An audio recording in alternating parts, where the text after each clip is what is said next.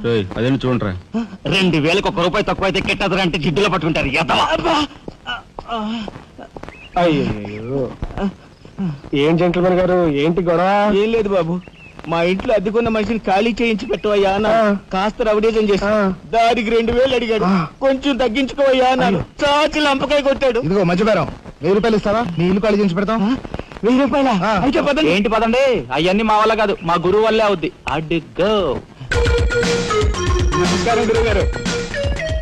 ₹1000 మంచి బేరం ఒప్పుకున్నాం గురు. నువ్వు కొంచెం రౌడీజం చేసి ఇల్లు ఖాళీ చేసి పెట్టాలి. రౌడీజం చేసి పెట్టాలా? రఫ్ ఆడిస్తాయేమనుకున్నావా? పాపం ఆయన ఇల్లు ఆయన ఖాళీ చేసి పెట్టడంలో తప్పే ఉంది. న్యాయమే కదా, ఒప్పుకోగురు ప్లీజ్. అంతేనంటావా? సరే బాబు, ఒక మాట, అది సామాన్యురాలు కాదండి.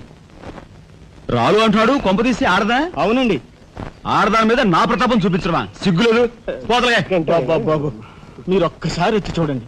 అది ఆడది అనుకుంటే మీరు తలొక తన్ను నన్ను తన్నండి. ఇదెక్కడ ఆడదురా అనుకుంటే మీ హెల్ప్ మీరు చేయండి, మీ డబ్బులు మీరు తీసుకోండి. పద.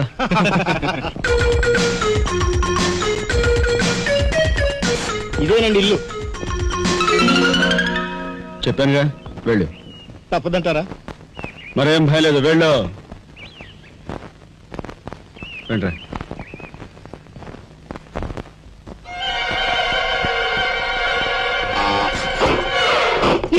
మా ఫ్యామిలీ రోడ్డు మీద ఉందమ్మా.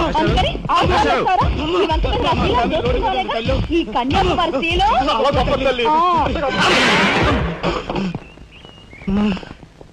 అయ్యా, అమ్మా, వద్దు అన్నాను. వెళ్ళు అన్నారు. తీరా లోపలికి వెళ్ళి చూస్తే అది మాత్రం ఆడదు కాదండి బాబు. దీని సంగతి నేను చూస్తా.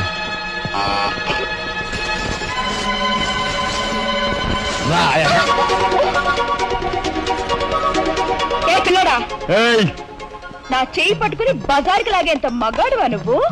ఎంత ధైర్యం నిన్ను!